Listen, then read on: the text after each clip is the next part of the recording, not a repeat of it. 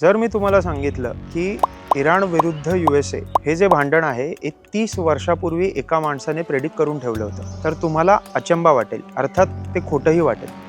मलाही तसंच वाटलेलं, पण जेव्हा मी त्या व्यक्तीचं लिखाण वाचलं, ते पुस्तक वाचलं, तेव्हा मला खरंच आश्चर्याचा धक्का बसला. कारण की तशाच्या तसं वर्णन जे आत्ता घडतंय ते 30 वर्षापूर्वी त्यांनी लिहून ठेवलेलं होतं. आत्ता जे महायुद्धाकडे जाणारं युद्ध आहे त्याच्या पार्श्वभूमीवर सॅम्युअल हंटिंग्टन हा जो व्यक्ती आहे त्याने काय लिहून ठेवलेलं, त्या पुस्तकाचं नाव काय आणि नक्की हे युद्ध कुठपर्यंत जाणार आहे, ह्या सगळ्याची उत्तरं आज आपण इकडे बघणार आहोत. नमस्कार, मी राधे अँड वेलकम टू इतिहास मॅटर्स.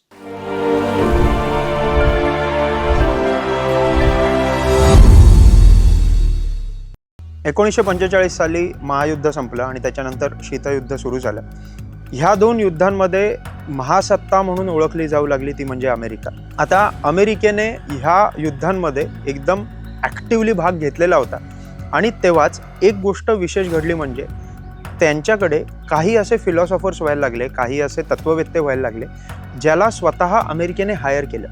आणि त्यांचं उद्दिष्ट काय होतं, तर उद्दिष्ट एकच होतं, अमेरिकेला टिपिकल लोकशाहीवादी देशांना आणि त्यापेक्षा पाश्चिमात्य संस्कृतीला सर्वात मोठा अडथळा, सर्वात मोठं डेंजर पुढचं कुठचं असेल. 91ला जेव्हा शीतयुद्ध संपलं आणि आता अमेरिका ही सुपर पॉवर झाली असं जेव्हा सांगण्यात आलं, तेव्हा अमेरिकेने असे काही स्कॉलर्स मुद्दाम नेमले. ते फार मोठे तत्ववेत्ते होते. अनेक वर्ष त्यांनी अनेक वेगवेगळ्या देशांच्या जगातल्या फॉरेन पॉलिसीचा अभ्यास केला होता आणि त्याच्यानंतर आपले काही निष्कर्ष काढले होते. त्याच्यातलं सर्वात महत्त्वाचं नाव म्हणजे सॅम्युअल हंटिंग्टन. 1927ला जन्म झालेली व्यक्ती. महायुद्ध अगदी किशोरवयात त्यांनी बघितलं होतं आणि त्याच्यानंतरचा पूर्ण काळ त्यांनी अनुभवला होता. क्युबन मिसाईल क्रायसिस असेल किंवा त्याच्यानंतर कोरियन वॉर, व्हिएटनाम वॉर, ह्या सगळ्या गोष्टींचा अभ्यास त्यांनी केलेला होता. आणि 91ला जेव्हा त्यांना स्टेट फंडेड काम करायला सांगितलं, तेव्हा त्यांनी आधी एक एडिटोरियल लिहिलं ज्याचं नाव होतं क्लॅश ऑफ सिव्हिलायझेशन्स.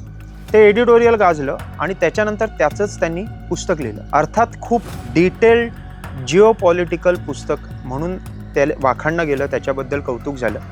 पण त्या पुस्तकामध्ये काही अशा गोष्टी होत्या ज्या आत्ता आपल्याला लागू पडतात. म्हणून आपण आता ते पुस्तक काय आहे ते आधी समजून घेऊ आणि त्याच्यात सॅम्युअल हंटिंग्टन यांनी काय लिहिलं हे समजून घेऊ. पुस्तकाच्या सुरुवातीलाच हंटिंग्टन म्हणतात की आत्तापर्यंतची युद्ध होती त्याची आपण पार्श्वभूमी बघू.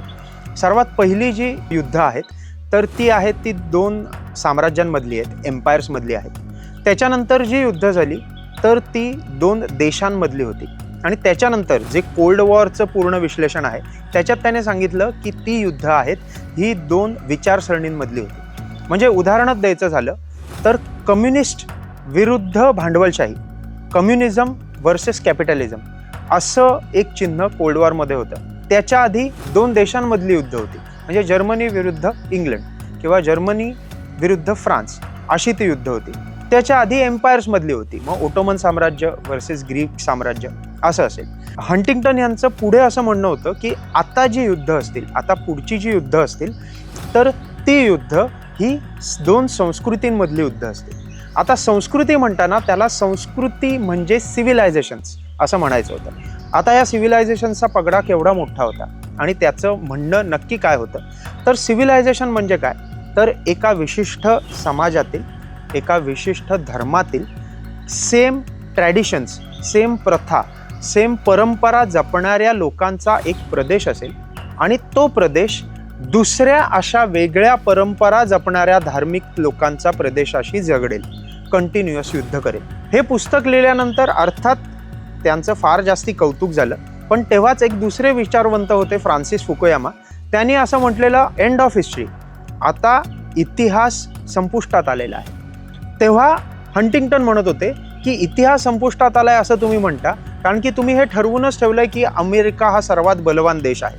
पण आता जर युद्ध हे 2 संस्कृतींमध्ये असेल तर अमेरिका हा देश म्हणून कितीही बलवान झाला तर कुठलीही संस्कृती डायरेक्ट अमेरिकन किंवा वेस्टर्न संस्कृतीला डायरेक्ट चॅलेंज देऊ शकतो. 1991ला हे सगळं घडलं, पुस्तक फेमस झालं. पण सर्वात मोठं कारस्थान आणि सर्वात मोठी गोष्ट जी 2001ला घडली म्हणजे ट्विन टॉवर्सवर एक विमान आदळलं आणि तेव्हा लोकांना समजलं, तेव्हा अमेरिकेला समजलं की आता पुढचं युद्ध हे आमचं एका देशाशी नाही आहे, एका कुठल्या साम्राज्याशी नाही आहे, तर अशा एका गोष्टीशी आहे ज्याला स्वतःची एक वेगळी संस्कृती आहे आणि ती संस्कृती नष्ट करण्यासाठी आपल्याला उभं राहायचं आहे. ओसामा बिन लादेनच्या द्वारे एका विशिष्ट संस्कृतीचं प्रतिनिधित्व करणारा व्यक्ती हा अमेरिकन संस्कृतीवर, वेस्टर्न संस्कृतीवर अटॅक करतो आणि तिथे कुठेतरी एक वेगळ्या प्रकारचं युद्धतंत्र सुरू होतं हे जगाला समजलं आणि तेव्हा लोक हंटिंग्टनला सिरियसली घ्यायला लागले. पण त्याच्यानंतर हंटिंग्टनने सांगितलेल्या गोष्टी ह्या खूप जास्त इंटरेस्टिंग आहेत. सर्वात पहिली गोष्ट काय तर त्यांनी वेगवेगळ्या संस्कृतींची म्हणजे सिव्हिलायझेशनची नावं सांगितलेली आहेत. Western civilization, Islamic civilization, Chinese civilization, Hindu civilization, Orthodox civilization, Japanese civilization, Latin American आणि आफ्रिकन सिव्हिलायझेशन. आता ते म्हणतात की हे सिव्हिलायझेशन्स आहेत पण दोन सिव्हिलायझेशन जिथे एकमेकांना भिडतात तिथे काही फॉल्ट लाईन्स आहेत आणि ती फॉल्ट लाईन्स ही सर्वात जास्ती डेंजरस आहेत युद्ध सुरू व्हायला. ह्याच्यातला आपल्याला माहीत असलेलं फेमस फॉल्ट लाईन कुठलं तर भारत चीन आणि भारत पाकिस्तान हे फॉल्ट लाईन. ह्या फॉल्ट लाईनमध्ये कंटिन्युअसली युद्ध होणार असं म्हटलेलं आहे. अजून एक फॉल्ट लाईन जे आपल्याला इथे महत्त्वाचं आहे ते म्हणजे इस्रायल फॉल्ट लाईन.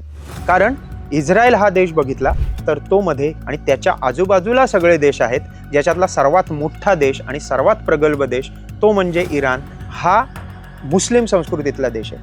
आत्ता जे युद्ध चालू आहे ते एक्झॅक्टली या फॉल्ट लाईनवरच चालू आहे आणि हेच स्वतः सॅम्युअल हंटिंग्टन यांनी 1991ला प्रेडिक्ट केलेलं होतं. मग हंटिंग्टन यांनी पुढे म्हटलं की ह्या फॉल्ट लाईन्सवर खरी महायुद्ध सुरू होतील. पहिलं तर एक बेसिक युद्ध सुरू होईल आणि अनेक देश त्याच्यात सामील होऊन त्याचं रूपांतर महायुद्धात होईल. त्याच्यातलं सर्वात आत्ता आपल्याला जे दिसतंय ते बघा, साधारण इराण आणि इस्रायलमध्ये हे युद्ध सुरू झालं.